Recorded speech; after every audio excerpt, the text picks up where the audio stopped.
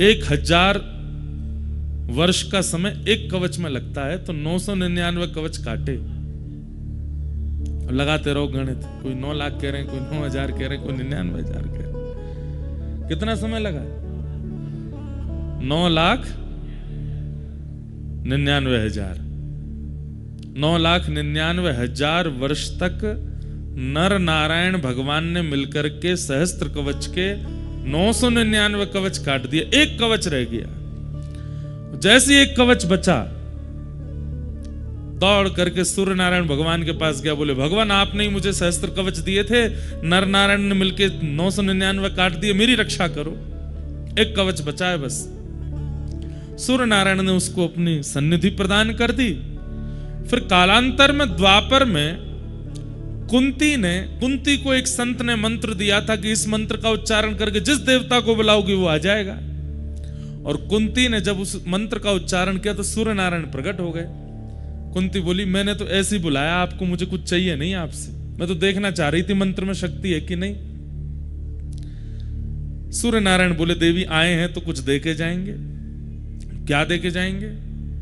तब सूर्य नारायण भगवान बोले हम अपने समान एक पुत्र आपको देते हैं जिसका नाम था कर्ण। वही कर्ण जो सहस्त्र कवच था, जिसके 999 कवच कट चुके थे, एक कवच बचा था, वही कर्ण कुंती के पुत्र बने। और उसके बाद कृष्ण और अर्जुन, नर नारायण ही कृष्ण अर्जुन के रूप में प्रकट हुए। जहां पर नारायण श्री कृष्ण बने हैं और अर्जुन नर ही अर्जुन बन के आए हैं।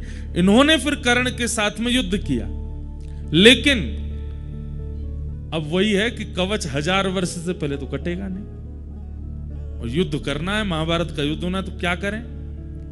और मृत्यु नरनारायण के हाथ ही होनी है। तब फिर इंद्र को माध्यम बनाया और इंद्र ने आकर के भरी बीच युद्ध मैदान में ब्राह्मण का रूप धारण किया और दानवीर कर्ण से कहा कि मुझे दान दो। सारथी मना कर रहा है कर्ण को कि युद्ध मैदान के बीच में कोई दान नहीं होगा, लेकिन कर्ण कह रहे हैं मैं अपना नियम नहीं तोड़ूंगा, ये जो मांगेंगे सो दूंगा। बोले मांगिए विप्रवर, क्या चाहिए? अभी मैं युद्ध के बीच में हूं, मुझ पे बहुत समय नहीं है, जल्दी मांगिए, क्या चाहिए? बोले आपके कवच और कुंडल चाहिए। कर्ण समझ गए अब मेरी मृत्यु है, और उसी समय अपने कवच कुंडल विप्र को दे दिए, और सहस्त्र कवच का इतने युगों बाद जाकर के फिर संहार हुआ। तो वही नर नारायण यहां पर विराजमान है। इधर सुबह उठते ही सबसे पहले क्या करना है आप लोगों को? सूर्य नारायण भगवान को प्रणाम करो। उसके बाद ये पर्वत साक्षात नारायण भगवान हैं, इनको प्रणाम करो। ये पर्वत साक्षात नर हैं, इनको प्रणाम करो। इन दोनों को वंदन करो, नर नारायण। अच्छा एक बात, मंदिर में अभी कितने लोग दर्शन कर आए? हाथ ऊपर करियो। सभी कर आए लगभग? आप बता सकते हैं हमें कौन कौन है मंदिर में? पता ही नहीं होगी, चलो हम बताते हैं। एक तो बद्री विशाल भगवान का दर्शन ऐसा है कि बाहर आते ही व्यक्ति भूल जाता है क्या देखा, मुकुट ही मुकुट याद रहता है बस। मध्य में जो विराजमान है, स्वर्ण मुकुट के बिल्कुल मध्य में, वहां पर तपस्वी भेष में भगवान नारायण विराजमान है, तप कर रहे हैं। और तप भी कैसे कर रहे हैं? एक कूले पर बैठे हैं। इतना भयानक तप कर रहे हैं ठाकुर जी, ऐसे बैठे हैं। कभी सुबह के अगर आप मंगला के दर्शन करना चाहो तो कुछ 4-5 हजार की टिकट है। सुबह सुबह के अभिषेक का दर्शन होता है, उसमें सर्वांगीण अंग दिखता है, शालिग्राम मूर्ति है भगवान नारायण। ठीक उनके बगल में आप देखेंगे तो स्वर्ण मुख के रूप में साक्षात श्री कुबेर विराजमान है, क्योंकि उन्हीं का लोक है। यहां के लोग तो ऐसा भी कहते हैं कि पर्वत अंदर से खोखले हैं, इनके अंदर ही कुबेर लोक है। रात में ज्यादा घूमना नहीं, यक्षिणियां घूमती रहती हैं, पकड़ के ले जाती हैं। ऐसा बोलते हैं। तो उनके ठीक बगल में आपको दिखेंगे श्री कुबेर जी महाराज। कुबेर जी के इधर की तरफ आप थोड़ा सा आएंगे तो वहां आपको दिखेंगे श्री नारद जी महाराज। 6 महीने यहां पर दक्षिण भारत के श्री रावल जी सेवा करते हैं, और फिर जब कपाट बंद हो जाते हैं उसके बाद यहाँ श्री नारद जी मुख्य पुजारी हैं इस मंदिर के, इसलिए नारद जी विराजमान हैं। इधर की तरफ जब आप आओगे तो आगे की ओर गरुण जी विराजमान हैं और पीछे हमारे भक्तों के अग्रगण्य श्री उद्धव जी महाराज और हम ब्रजवासियों के अति प्रिय उद्धव जी महाराज बैठे हैं ठीक बिल्कुल। और इधर की तरफ देखेंगे तो दो मूर्ति आपको दिखाई देंगी, वही नर नारायण भगवान है। ये समस्त दर्शन आपको वहां पर होगा। मैं आज सुबह अनुमान लगा रहा था जब दर्शन करने के लिए गया, चारों युगों का दर्शन होता है एक ही मंदिर में, और वो है बद्रीनाथ। देखना कैसे नारायण भगवान जो यहां विराजमान है उस सतयुग में विराजमान, तो सतयुग का दर्शन। नर नारायण जो विराजमान है वे त्रेता से विराजमान, इसलिए त्रेता का दर्शन। द्वापर में श्री उद्धव जी महाराज यहां पर आए तो इसलिए उद्धव जी को जब देखते हैं द्वापर का दर्शन। और कलिकाल में यहां पर नित्य श्री नारद जी आते हैं, या फिर इसमें ऐसा कह लीजिए कि भगवान के स्वधाम गमन के बाद कलयुग प्रारंभ हो गया। तो जब उद्धव जी यहां आए तब कलयुग के प्रथम दिन चल रहे थे, तो उद्धव जी का दर्शन कलयुग का दर्शन है और नारद जी का दर्शन द्वापर का दर्शन है। तो सतयुग, त्रेता, द्वापर, कलयुग। सतयुग कौन? बद्री विशाल भगवान। त्रेता कौन? नर नारायण भगवान। द्वापर कौन? नारद जी महाराज। और कलयुग कौन? श्री उद्धव जी महाराज। तो चारों युगों का दर्शन होता। अब आप पूछेंगे इनका दर्शन का फल क्या मिलेगा? जैसे कहते हैं कि पड़ा त्रेता में जन्म लेना पड़ा, हम लोगों को लगता है कि तब जन्म लेना भी सार्थक होता है, पर नहीं, जन्म कभी भी लेना सार्थक नहीं। चारों युगों का यहां दर्शन करने से चारों युगों के जन्म जाल से मुक्ति है। अब आपका जन्म तभी होगा जब ठाकुर जी चाहेंगे, और ठाकुर जी कब चाहते हैं? जब ठाकुर जी स्वयं अवतार लेते हैं। भगवान कृष्ण बन करके आ रहे हैं तो आप में से किसी को चुनेंगे, ए सुनो तुम हमारी मैया बन के आना, तुम हमारे भैया बन के आना, तुम हमारी गैया बन के आना। तुम क्या बनो? तुम हमारे वस्त्र बन के आना, तुम हमारी वंशी बन के आना, तुम मुकुट बन के आना, तुम गोपी बन के आना, तुम सखा बन के आना। तो ये सब ठाकुर जी का परिकर प्रकट होता है जब ठाकुर जी की इच्छा होती है। ऐसे चारों युगों का दर्शन एक ही मंदिर में।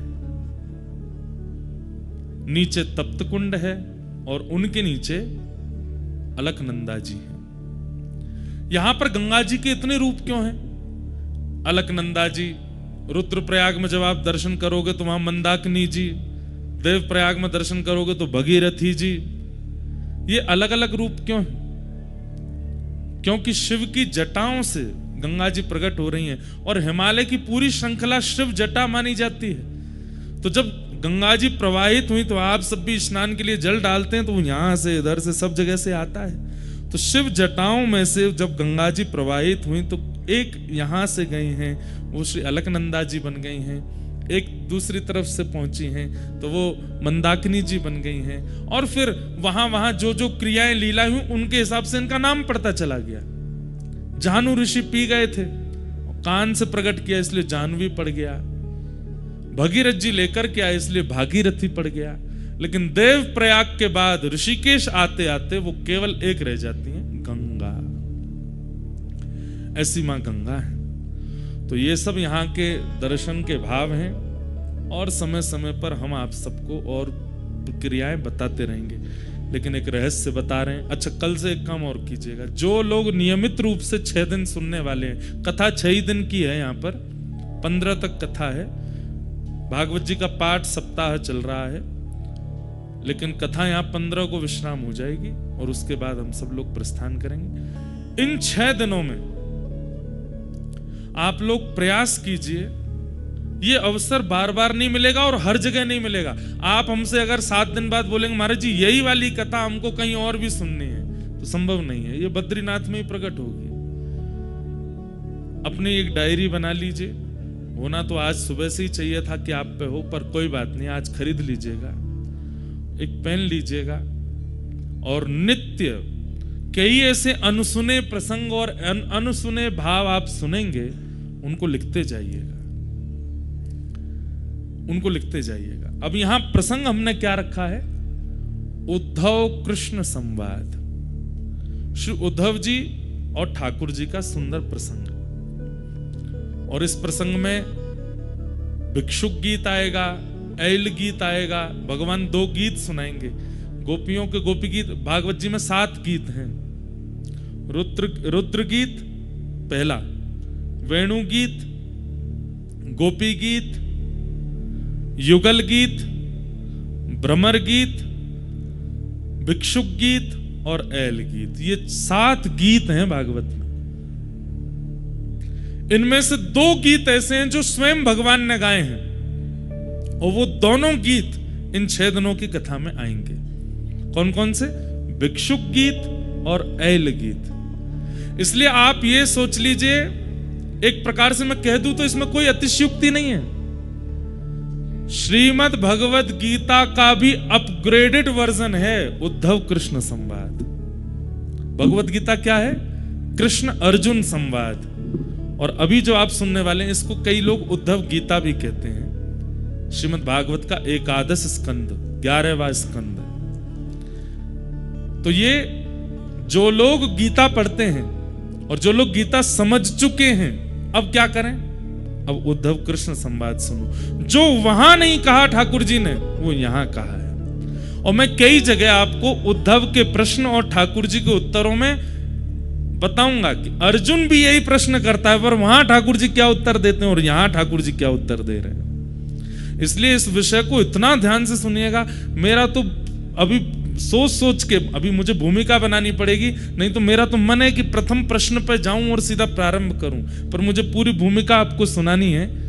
इसलिए इस विषय को आप बहुत ध्यान से सुनिएगा। अत्यंत मार्मिक और अत्यंत गूढ़ विषय है। और हम आपको एक बात स्पष्ट बोल दें, आप लोग तो यहां बैठे हो, पर मूल रूप से स्वयं बद्रीविशाल भगवान और श्री उद्धव जी महाराज कथा में आके इसको सुनेंगे, क्योंकि उन दोनों का ही ये रस स्वरूप है। बहुत सुंदर भाव है। तो हम लोग वो सब श्रवण करेंगे, उस विषय में हम आगे बढ़ेंगे। कुछ पॉइंट्स में लिख कर के लाया हूं, जिससे मुझे आज की भूमिका को प्रकट करना है। सबसे पहली बात,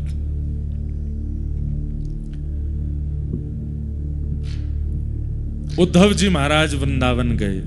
इधर देखिए सब लोग, ये बात सबको पता है कि उद्धव जी को भगवान ने भेजा था और कहा था कि उद्धव ब्रज बिसरत नाही, उद्धव मोहे ब्रज बिसरत नाही।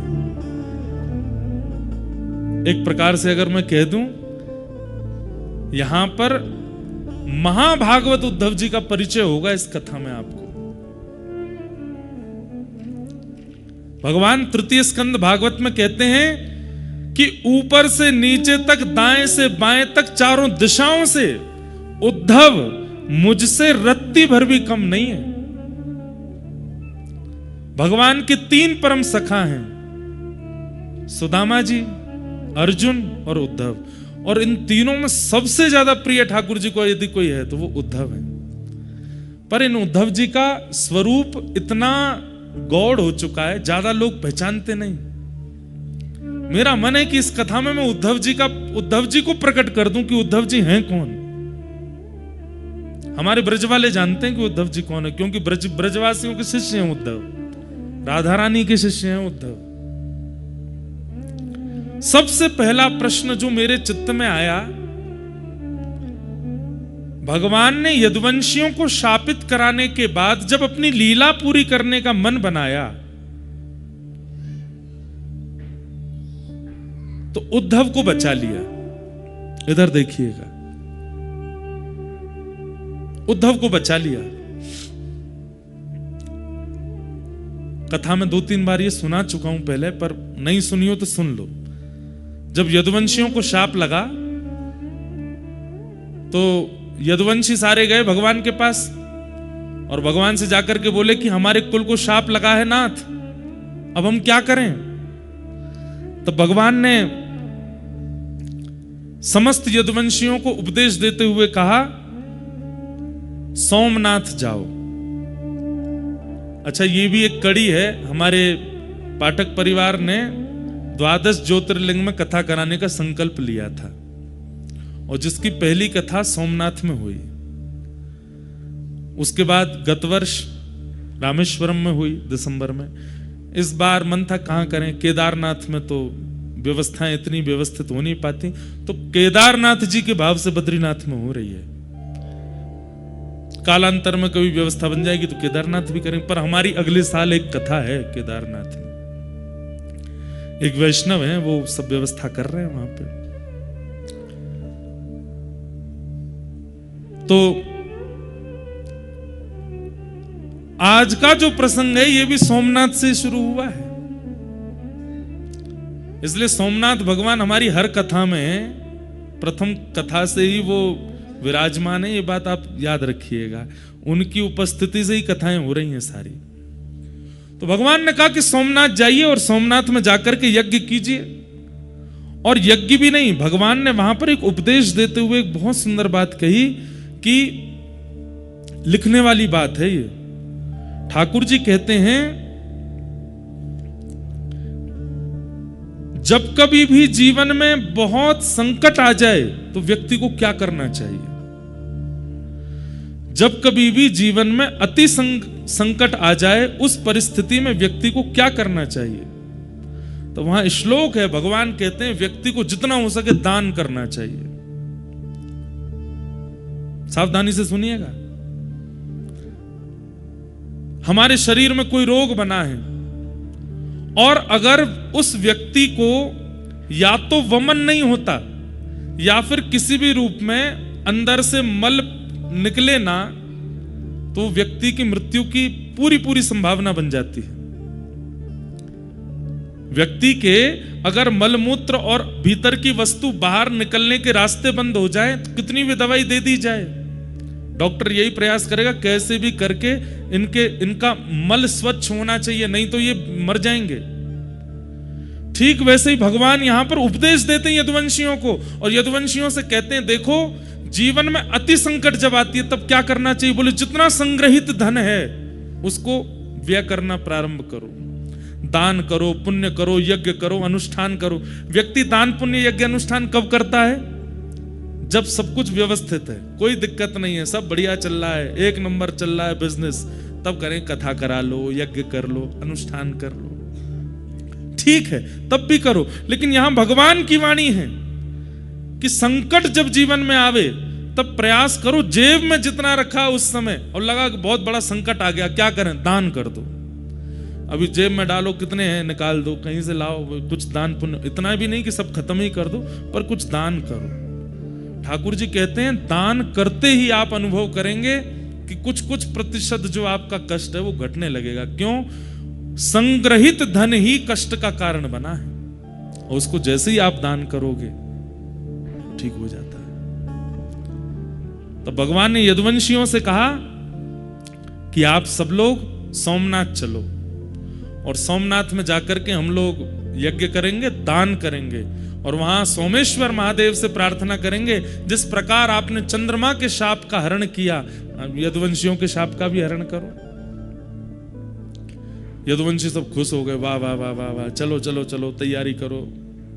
पर दूर बैठे उद्धव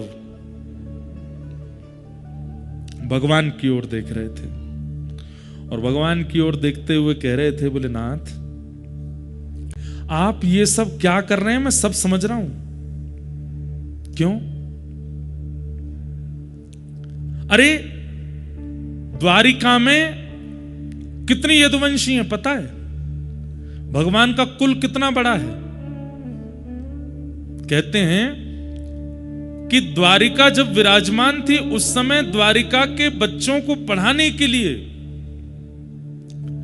अनुमान लगाइएगा, 4 करोड़ अध्यापक हैं और एक अध्यापक के नीचे 40 बच्चे पढ़ते हैं। अब बच्चों से हिसाब लगाओ कितने बच्चे हैं, कितने इनके माता पिता हैं, कितने इनके दादी दादा हैं, उससे अनुमान लगा लीजिए कि यदुवंश कितना बड़ा था। जो समुद्र में डूब चुकी द्वारिका वो छोटी नहीं थी, विशाल थी। इतने बृहद यदुवंश था कि ठाकुर जी को एक दिन चिंता हो गई, और ठाकुर जी एक दिन रुक्मणी जी से बोले मथुरा अच्छा था, व्रज अच्छा था। बोले क्यों? यहां कभी कोई उत्सव ही नहीं होता, कभी कोई मनोरथ ही नहीं होते, कभी कुछ होता ही नहीं है बढ़िया। द्वारिका जब से बनी है तब एक दिन वसुदेव जी ने कन्हैया से कही, बोले लाला हमारो यदुवंश इतनो बड़ो है, कभी कोई की मृत्यु है जाए, कभी कोई को जन्म है जाए, कभी हम सूतकन में रहे, कभी हम सोवरन में रहे, कब पता चली सूतक दूर भयो तो सोवर है गए, सोवर भयो तो सूतक है गए। अरे 3-3 सूतक चल रहे हैं एक साथ, क्यों? इतना बड़ा परिवार है। भगवान बोले करता हूं इसका निधान। और भगवान ने सूतक, सोवर, पातक आदि सब लोगों को बुलाया, उनमें शाप भी आया। और सबसे भगवान ने कहा, देखो तुम लोग किसके लिए बने हो? लोग किसके लिए बने हैं? मानवों के ऊपर चढ़ने के लिए बने। बोले मानवों के ऊपर ब्रह्मा ने बनाई हुई जो सृष्टि है वहां जाकर के आक्रमण करो। ये भूमि द्वारिका की ब्रह्मा ने नहीं बनाई, ये भूमि तो विश्वकर्मा ने बनाई है, इसलिए यहां आप आकर के विघ्न मत डालो। और उस दिन से द्वारिका में नियम बन गया, किसी की भी मृत्यु होती है, किसी का भी जन्म होता है, तो मृत्यु जिस घर में होती उन लोगों को सेवा दी जाती है कि भाई तुम लोग 13 दिन का अपना सब कर्म करो, बाकी पूरे नगर में सूतक नहीं लगता और बालक के जन्म होने पर सोवर नहीं लगता। और तब से द्वारिका में उत्सव प्रारंभ हो गए। लेकिन आज जब सब यदुवंशी आए कि शाप लग गया, यदुवंशी जब चले गए तो उद्धव ने यही बात भगवान को याद कराई। बोले आपने ही सबको बुला करके कहा था यहां पर कि ना सूतक लगेगा, ना पातक लगेगा, ना शाप लगेगा, ना आदि आदि। भगवान ने तुरंत उद्धव का मुंह बंद किया, चुप, बोलना नहीं है बात, कोई सुन ना ले। उद्धव बोले मुझे सच सच बताइए, यदुवंशियों को शाप लगा है? ठाकुर जी बोले नहीं लगा। और आप इनको नाव दरिया पार करा करके सौराष्ट्र ले जाएंगे, सोमनाथ, और वहां चरण रखते ही इनको शाप लग जाएगा? ठाकुर जी बोले हाँ। आप शाप लगवाने ले जा रहे हैं, इनको शाप मुक्त कराने नहीं लेके जा रहे हो, क्यों? भगवान बोले उद्धव बल, सुनिएगा, इतनी सुंदर, मैं तो मतलब मुझे कभी कभी ये लग रहा है मैं श्रोता क्यों नहीं हूं, मैं वक्ता क्यों हूं, इतनी अच्छी वाणी है। ठाकुर जी क्या कह रहे हैं? उद्धव बल अगर पराधीन है तो वो वही बल राक्षस बन जाता है, इसलिए बल सदैव किसी के अधीन होना चाहिए। यदुवंशियों में बल है, पर ये धीरे धीरे धीरे धीरे सब पराधीन होते जा रहे हैं, ये मेरे अधीन नहीं है। और एक दिन ऐसा आएगा कि यदुवंशी अपने बल की पराधीनता से पूरी पृथ्वी का भक्षण कर लेंगे, क्योंकि मैं ईश्वर हूं इस बात का अभिमान करते हैं, इस बात की धन्यता नहीं है इनके अंदर कि हम भगवान के वंशज हैं। कितनी अच्छी बात कह रहे हैं ठाकुर जी कि बल चाहे बुद्धि का हो, बल चाहे धन का हो, बल चाहे शरीर का हो, बल चाहे विवेक का हो, वो सदा पराधीन होना चाहिए,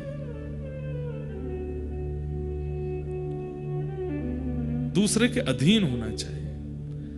अगर आपका बल और उस बल के ऊपर कोई दंड देने वाला नहीं है तो आप अपने बल से राक्षस बन जाओगे। रावण राक्षस कैसे बन गया?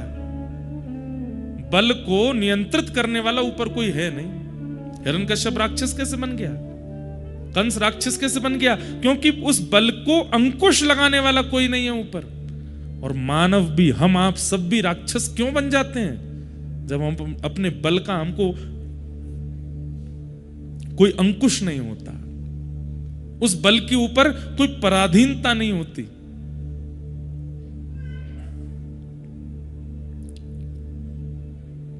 भगवान बोले इसलिए यदुवंशियों का नाश होना जरूरी है उद्धव, और मैं इन लोगों को लेके जाऊंगा, लेकिन तुम नहीं जाओगे। क्यों? मैं भी तो यदुवंशी हूं, मैं क्यों नहीं जाऊंगा? तो भगवान बोले उद्धव कोई तो एक रहना चाहिए ना, जो मेरी भक्ति का, मेरे भाव का, मेरे ज्ञान का, मेरे धर्म का आगे तक प्रचार कर सके। और फिर इसी विषय को ठाकुर जी यहां उद्धव के चित्त में विरक्ति आवे, भक्ति आवे, त्याग आवे। और वो कैसे आएगा? उद्धव यहां प्रश्न करता जा रहा है और ठाकुर जी उसको उत्तर देते जा रहे हैं। वही उद्धव कृष्ण संवाद है। अब हम चलते हैं, ये मध्य का भाग छोड़ दिया मैंने, जो उद्धव कृष्ण संवाद है। भूमिका प्रारंभ की बता दी कि उद्धव कृष्ण संवाद प्रारंभ कहां से होता है, कि उद्धव चरणों में बैठा है और चरणों में बैठ करके कह रहा है कि आप मुझे छोड़ करके क्यों जा रहे हैं, मुझे भी शाप क्यों नहीं लगवा रहे हैं, मेरा पूरा परिवार है, मैं भी यदुवंशी हूं, आप मेरे भाई हैं, ये सब मेरे चाचा ताऊ सब मेरे हैं, मुझे भी अपने साथ ले जाइए, मुझे अकेला क्यों छोड़ के जा रहे हैं। इसी ज्ञान का उपदेश देने के लिए ठाकुर जी अब यहां उद्धव को उद्धव गीता सुनाएंगे और उद्धव धीरे धीरे प्रश्न करेंगे और ठाकुर जी उनको बताएंगे। अब चलते हैं इसके अंत में। अंत में क्या होगा? जैसे उद्धव का ज्ञान पक्ष पूर्ण हो जाएगा, भगवान उद्धव को आज्ञा करते हैं, क्या उद्धव, अब मेरे जाति द्वारिका डूब जाएगी, तुम कहां जाओगे? उद्धव जी के मन में आया कि मुझे एक ही जगह भेज सकते हैं, ये कहां? वृंदावन। क्योंकि मैं शाम तक की कह के गया था इनसे कि मैं शाम को आ जाऊंगा, और 6 महीने तक उद्धव नहीं आए थे लौट करके। और उद्धव जी ने वहां पर झोली फैला करके मांगा भी था, आशा महो चरण रेणुज श्याम हम श्याम वृंदावने किमपि गुलमलतोषधीनाम।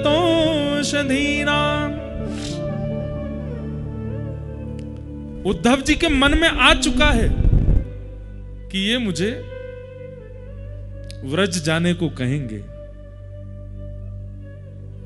और उद्धव जी थोड़ी तैयार भी उसी तरीके से होने लगे थे।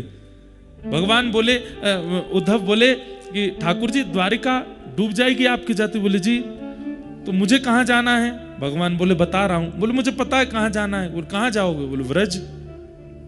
भगवान बोले इतने योग्य नहीं हुए उद्धव तुम, व्रज की प्राप्ति के लिए तप करना पड़ेगा। और वो तप कहां होगा? बोले बद्रिकाश्रम। श्रीमद् भागवत के उत्तर महात्म्य में स्पष्ट लिखा है। बोले क्या?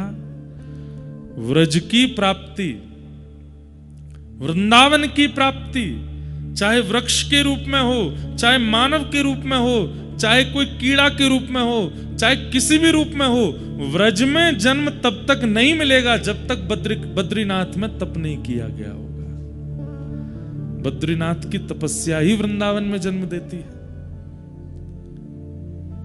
तो पहला प्रश्न मेरे चित्त में जो आया था कि उद्धव को व्रज क्यों नहीं भेजा भगवान ने, बद्रीनाथ जाने को क्यों कहा? क्योंकि उत्तर महात्म्य में लिखा है क्या? साधन भूमि बदरी। बद्री क्या है? बोले साधन भूमि है, और फल भूमि व्रज भूमि। बद्रीनाथ साधन भूमि है, यहां किया गया तप, यहां किया गया जप, यहां किया गया अनुष्ठान, यहां किया गया किसी भी प्रकार से भगवत सम्मिलन का अनुष्ठान, उसका फल क्या मिलेगा? बोले वृंदावन मिलेगा।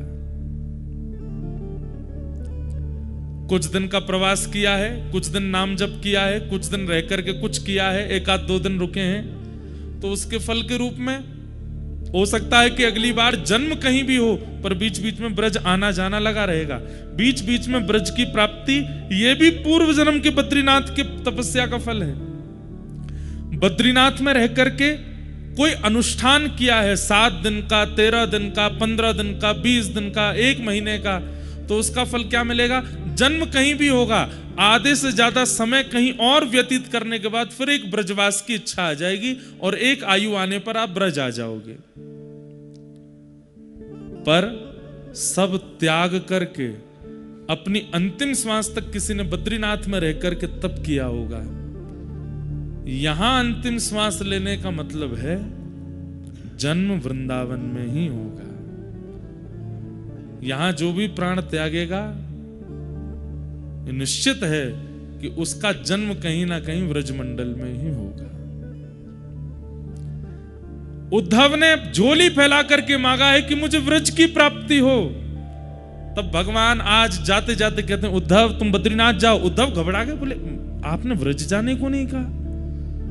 जबकि आप जानते हैं कि ब्रजवासियों से, किशोरी जी से और व्रज से मेरा इतना प्रेम है, फिर भी आपने मुझे व्रज में निवास करने की आज्ञा नहीं दी, आप कह रहे हो बद्रीनाथ जाओ।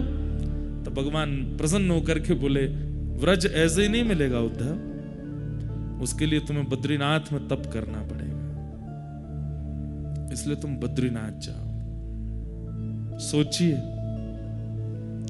ये बात बोलने में आपको कैसा सुनने में लगा मुझे तो नहीं पता, पर कहते कहते मेरे तो रोंगटे खड़े हुए कि मेरा जन्म व्रज का है और ये मेरे कौन से जन्म के तप का फल है, इसलिए बद्रिकाश्रम इतना प्रिय लगता होगा। और एक और बात, जरूरी नहीं है व्रज में जन्म लेने वाला हर व्यक्ति बद्रीनाथ में तप करके गया होगा, क्योंकि व्रज में जन्म लेकर के व्रज को ही नहीं जानता ऐसा व्यक्ति का व्रज में जन्म लेने का कोई अभिप्राय नहीं। पर व्रज में जन्म लेकर के व्रज की महिमा जाने, रज की महिमा जाने, किशोरी जी की महिमा जाने, ठाकुर जी की महिमा जाने, यमुना जी की महिमा जाने, समझो वो पूर्व से बद्रीनाथ में तप करके आया है, तभी उसको व्रज मिला है। तो यहां एक रात्रि भी आप रुकते हैं, अगले जन्म में कम से कम वो 10 रात्रियों के रूप में व्रज की प्राप्ति होगी। यहां जितना लंबा समय, एक हमारे पंडित जी हैं, वो तो 6 महीना धरती पर रहते हैं, मतलब नीचे रहते हैं, और 6 महीने यहां रहते हैं, ऐसा तप करते हैं, और उनको साक्षात शंख चक्र गदा पद्मधारी नारायण के दर्शन हुए इसी बद्रीनाथ में। तो जो पहला प्रश्न मेरे मन में था कि उद्धव को वृंदावन क्यों नहीं भेजा, उसका समाधान आज मिला। क्यों? क्योंकि सीधे वृंदावन ठाकुर जी कह रहे हैं ऐसे नहीं मिलेगा, वाकई नहीं, तो व्रज में बद्रीनाथ में तप करना पड़ेगा। नारायण क्यों बैठे हैं यहां तप में, उसके पीछे भी 2 कारण हैं, बहुत सावधानी से सुनिएगा। जगत नियंता जगदाधार परमात्मा को क्या आवश्यकता है तप में बैठने की, वो तप में क्यों बैठे हैं? तपस्या वो करता है जिसको कुछ चाहिए हो, या तपस्या वो करता है जो भगवत दर्शन करना चाहता हो। स्वयं भगवान है, स्वयं सर्व समर्थ हैं, जिनकी भ्रगुटी टेढ़ी होने पर पर्वत बन जाते हैं, जिनके मुस्कुरा जाने पर समुद्र में लहरें आ जाती हैं, जिनके क्रोध हो जाने पर भूमि बीच से फट जाती है और नूतन प्रलय हो जाता है, उन परमात्मा को तप में बैठने की क्या आवश्यकता है? 2 कारण। पहला कारण,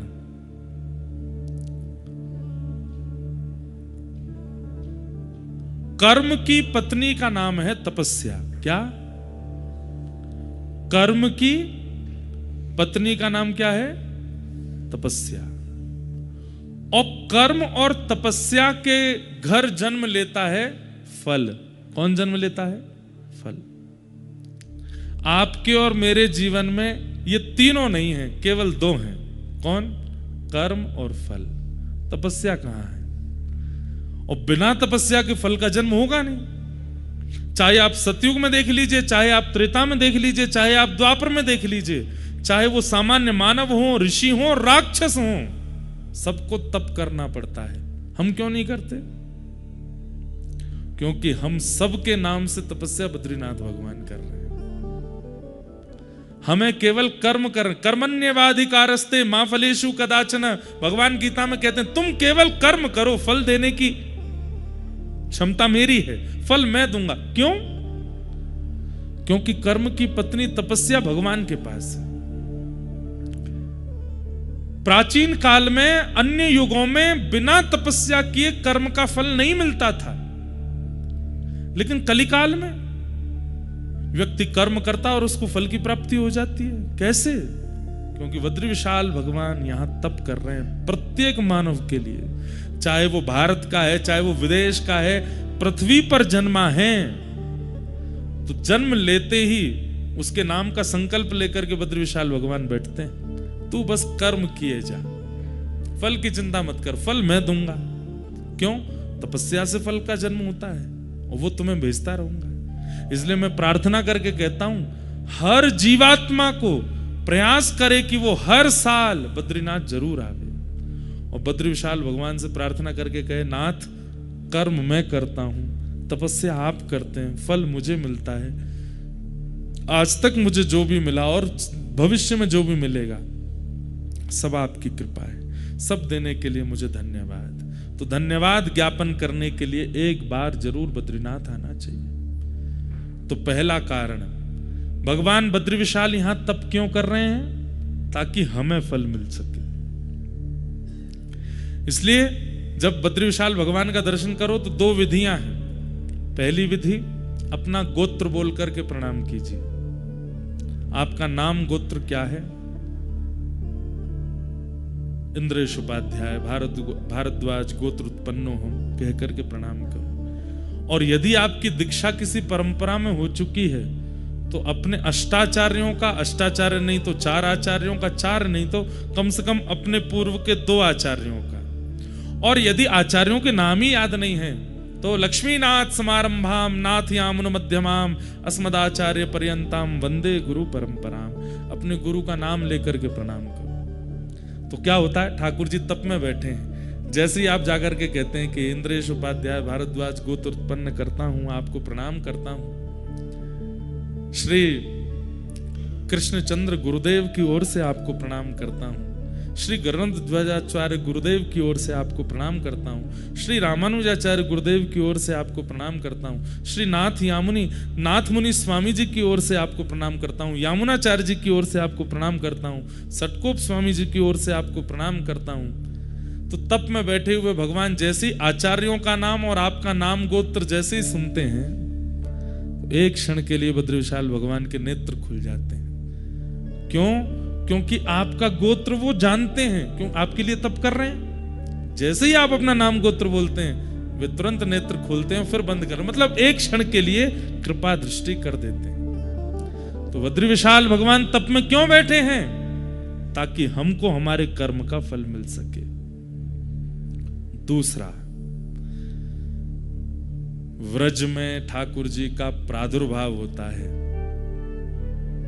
और उस व्रज की पुनः प्राप्ति ठाकुर जी भी करना चाहते हैं। वैसे तो निरंतर ठाकुर जी वृंदावन में ही रहते हैं, कभी जाते नहीं, लेकिन पुनः जब द्वापर युग आएगा, फिर से चतुर्युगी जब चलेगी, एक मनवंतर पूरा होगा, उसके बाद फिर से नंद यशोदा आएंगे और फिर से ठाकुर जी व्रज में आ सकें, उसके लिए बद्रीनाथ में तप कर रहे हैं कि मुझे वृंदावन प्राप्त हो, मुझे ब्रजवासी प्राप्त हो, श्री जी प्राप्त हो, यमुना जी का तट प्राप्त हो। सोचिए, यहां पर ठाकुर जी भी तप इसलिए करते हैं कि उनको वृंदावन मिले। इसलिए श्री बद्री विशाल भगवान यहां तप में बैठे हैं। हरि हम कब होंगे ब्रजवास, हरि हम कब होंगे ब्रजवास। गाइए, हरि हम कब होंगे ब्रजवास, हरि हम कब होंगे, हरि हम कब होंगे ब्रजवासी, हरि हम कब होंगे। ठाकुर नंद किशोर हमारे,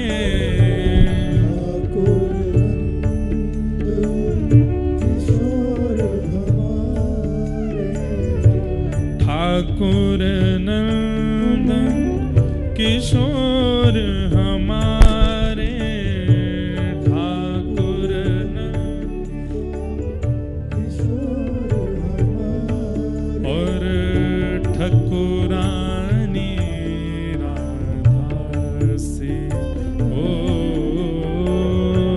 ठकुरानी। गाइए,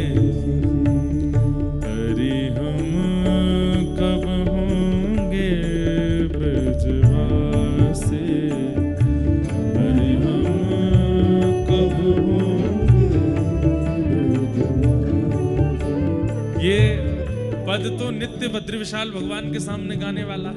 नर नारायण पर्वत को सुनाते हुए इस पद का गायन करना है, क्योंकि यही भूमि, पिछली बार मेरी कथा हुई थी तो यहाँ के उस काल के धर्माधिकारी जी आए थे और उन्होंने इतनी सुंदर बात कही कि बीज लगता है बद्रीनाथ में, वृक्ष प्रकट होता है बद्रीनाथ में, लेकिन शाखाएं लंबी लंबी जाती हैं। कुछ द्वारिका की ओर गई, कुछ जगन्नाथपुरी की ओर गई, कुछ दक्षिण की ओर गई, लेकिन जिस शाखा में फल लगता है वो शाखा जाती है ब्रजमंडल की ओर, जिसमें फल लगता है, जिस फल में क्षुधा निवृत्ति की स्थिति भी है, रस भी है, स्वाद भी है, वो फल तो व्रज में जाकर के प्रकट होता है, पर उसका बीज बोया यहीं जाता है। बंधुओं, वृंदावन की पहचान पूरे विश्व को किसने कराई? श्रीमद् भागवत। वो भागवत कहां प्रकट हुए? यहीं, बीज यहीं बोया गया था, लेकिन वो विशाल वृक्ष प्रकट होकर के डाल पहुंची कहां? वृंदावन में। भागवत के सबसे ज्यादा वक्ता कहां है? भागवत के सबसे ज्यादा वक्ता वृंदावन में, भागवत कथा सबसे ज्यादा वृंदावन में। श्रीमद् भागवत जी का पठन पाठन कराने वाले विद्यालय भी सारे वृंदावन में, जबकि भागवत जी का विद्यालय यहां होना चाहिए, ये जन्म स्थान है। नहीं, सब इंटरकनेक्टेड हैं। बद्रीनाथ का एक ही फल है कि वृंदावन की प्राप्ति होती है। इसलिए ये पद तो बद्रीविशाल भगवान के सामने गाना है। हरि हम कब होंगे ब्रजवासी, हरि हम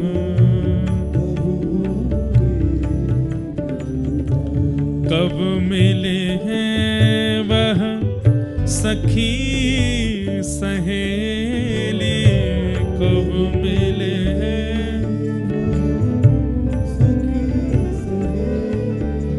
ओ कब मिले हैं वह सखी सहेली, कब मिले हैं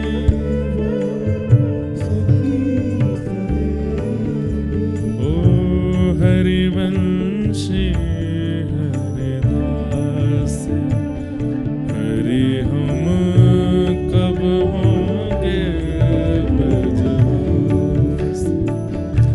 हरि हम कब होंगे, हरि हम। बोलो बद्री विशाल भगवान की।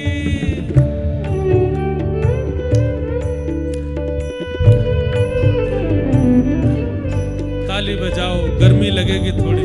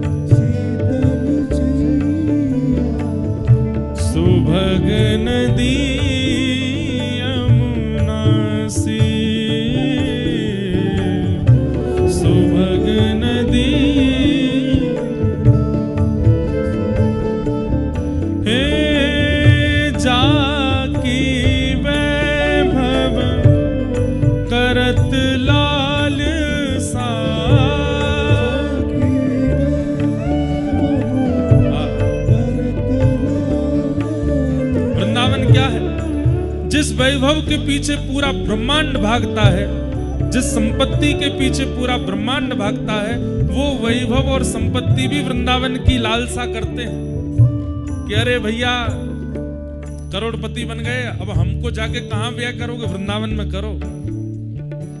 इतनी संपत्ति, इतना वैभव आ गया है, कहां इसको खर्च करो, वृंदावन में जाकर कर दो। वैभव को भी इसकी लालसा रहती है, कहीं और मुझे खर्च ना करे मेरा स्वामी, इसको खर्च करने की इच्छा हो तो वृंदावन में करे। जाकी वैभव करत लालसा,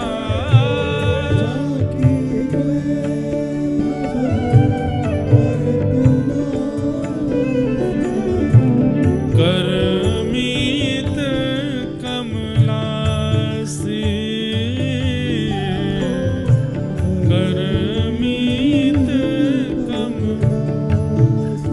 कमलासी, कब होंगे ब्रजवासी, हरि हम कब होंगे ब्रजवासी,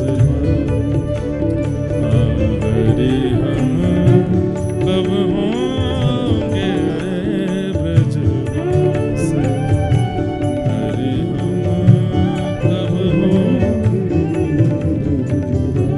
इतनी आस व्यास की पूजबहु, इतनी आस,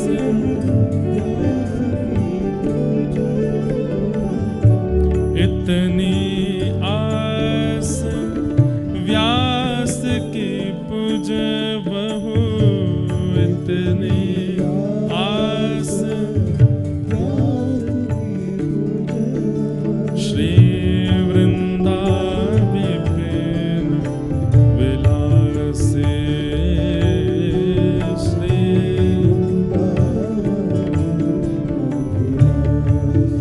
ओ हरि हम कब होंगे ब्रजवासी, हरि हम कब होंगे, ओ हरि हम कब होंगे ब्रजवासी, हरि हम कब होंगे, हरि हम कब होंगे ब्रजवासी, हरि हम कब होंगे। तो जाकी वैभव करत लालसा, करमीत कमलासी, हरि हम कब होंगे ब्रजवासी। उस व्रज को प्रदान करने की क्षमता इस भूमि में है,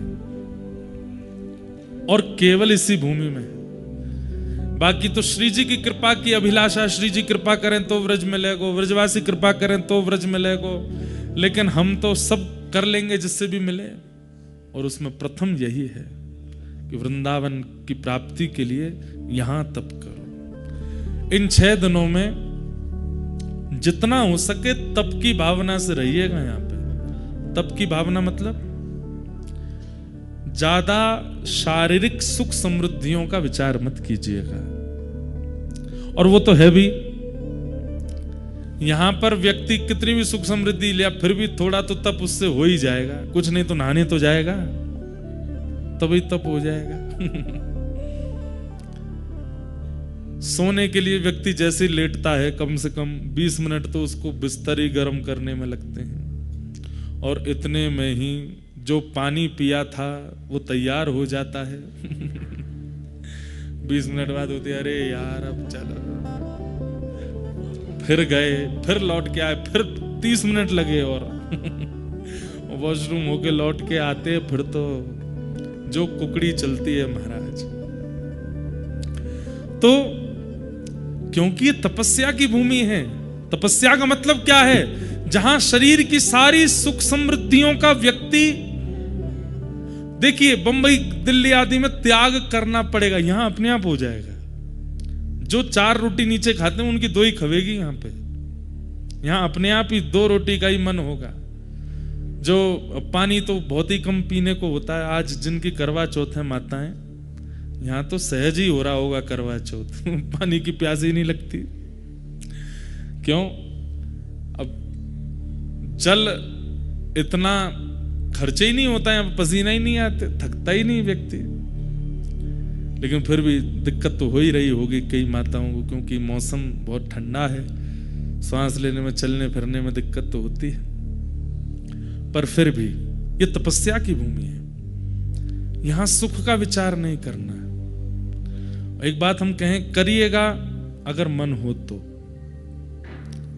सुबह ब्रह्म मुहूर्त में यहां उठ जाइए और कम से कम डबल टोपा पहनिएगा, 2-2 हाथ में ग्लव्स और नीचे 5-6 जोड़ी जुराब और 3-4 जैकेट और सब डाल करके नर नारायण पर्वतों का दर्शन कीजिएगा। नित्य कीजिए, 1 दिन करो, 2 दिन करो, 3 दिन करो, कुछ अनुभव होगा।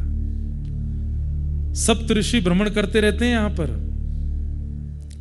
कैसे कैसे आचार्य हैं, कैसे कैसे पूर्व संत हैं। कभी कभी आपको ऐसा लगेगा कि हमारी कदकाठी का व्यक्ति नहीं है, इतना ऊंचा व्यक्ति यहां कहां से घूम रहा है। घबराइएगा नहीं, उनको दिख जाए तो वो यहां भ्रमण करते हैं, निवास करते हैं। सब देवादिदेव महादेव भी यहां आते हैं। केदारनाथ में आरती होती है, उससे पहले यहां आकर के बद्री विशाल भगवान का दर्शन करते हैं, केदारेश्वर भगवान, फिर जाते हैं वहां आरती कराते हैं अपनी। तो ये भू वैकुंठ है, ये पृथ्वी नहीं है। यहां पर अनुभव हो सकता है ठाकुर जी का, इसलिए बहुत सावधानी से यहां कुछ कुछ अनुभव करने का प्रयास कीजिएगा। लेकिन ब्रह्मचर्य का पालन जो लोग नहीं करते, आचार विचार की शुद्धि नहीं रखते, उनको दर्शन होते भी नहीं है। वो तो बीमार और हो जाएंगे सुबह उठ गए जल्दी। तो इस भूमि का फल क्या है? व्रज भूमि। यहां किए गए तप का फल है व्रज की प्राप्ति। तो भगवान ने इसलिए उद्धव को व्रज नहीं भेजा। उद्धव को भगवान आज्ञा करते हैं कि तुम बद्रीनाथ जाओ, और बद्रीनाथ जाने से पूर्व बद्रीनाथ जाने वाली की स्थिति कैसी होती है, वो कैसा बने तब बद्रीनाथ जाए। एक प्रकार वही यहां पर भगवान उद्धव को समझा रहे हैं, वही उद्धव कृष्ण संवाद है। अगर मैं कह दूं तो कोई अतिशयोक्ति नहीं, उद्धव कृष्ण संवाद को यदि किसी व्यक्ति ने सुन लिया तो यह भी हो सकता है कि 6 दिन बाद उसका घर जाने का मन ना हो। एक और विषय आज सुबह जब मैं अध्ययन कर रहा था तो मेरे मन में आया। हमने सूरदास जी का प्रसंग सुना, मीराबाई का प्रसंग सुना, गोस्वामी तुलसीदास जी का प्रसंग सुना, भक्त चरित्र सुने। भक्त चरित्र सुनने के बाद हमने भक्तों की स्थिति का अनुभव किया, लेकिन उस भक्त स्थिति में जाया कैसे जाएगा वो स्वयं भगवान यहां बता रहे हैं उद्धव को।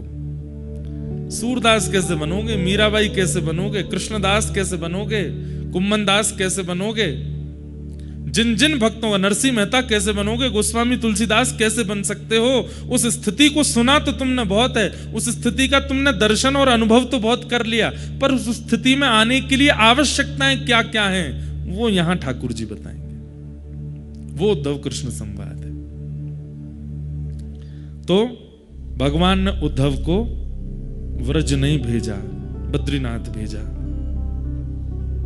उद्धव कौन है? उद्धव का प्रथम परिचय, वृष्णीनां प्रवरो मंत्री कृष्णस्य दैतसखा शिष्यो बृहस्पतिर साक्षात् उद्धवो बुद्धिसत्तमः। वृष्णीनाम प्रवरो मंत्री, यदुवंशियों के प्रबल मंत्री हैं श्री उद्धव जी महाराज। कृष्णस्य दैत्य सखा, एक तो ये यदुवंशी भी हैं और भगवान के दैत्य सखा। दैत्य सखा मतलब प्राण प्रिय सखा हैं उद्धव।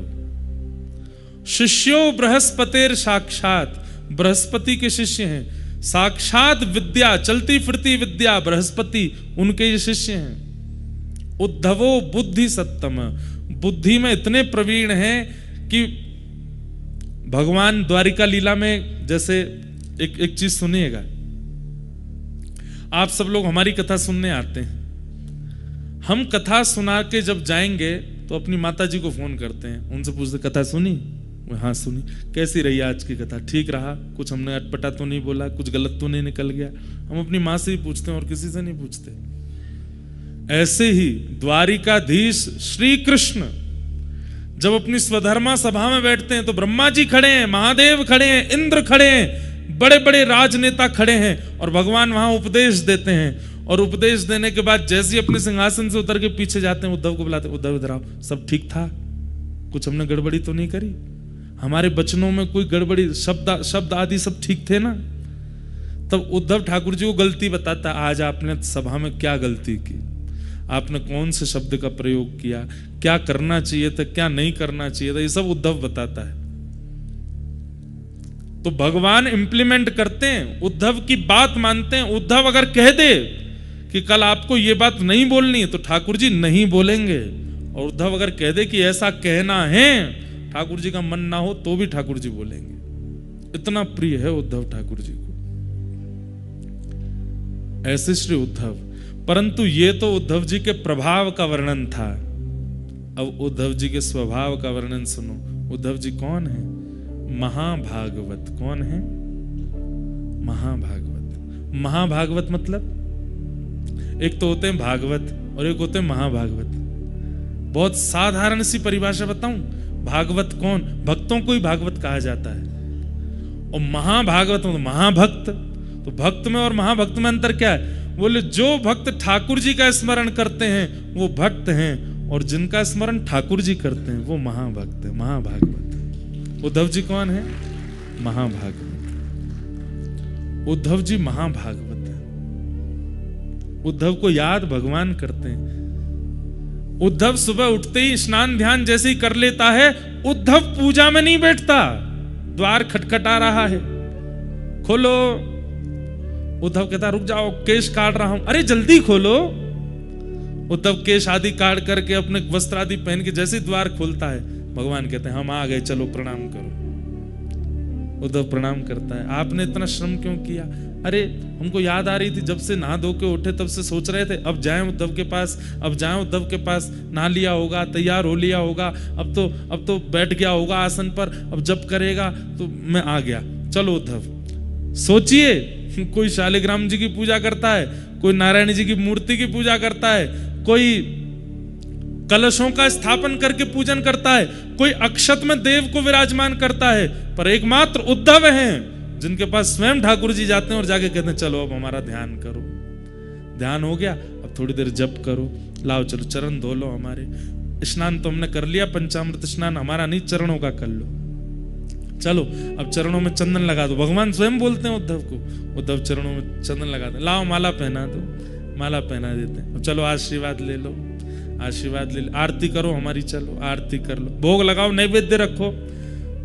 उद्धव के नैवेद्य ठाकुर जी पा लेते हैं। अब ये भोग हो गया, पालो, पा लिया, चलो हो गई पूजा संपन्न। बोले जी चलो अब चलते हैं आगे। ये नियम है, क्रम है रोज उद्धव का। रोज ठाकुर जी जाते हैं अपनी पूजा कराने उससे। इतना प्रिय है ठाकुर जी को।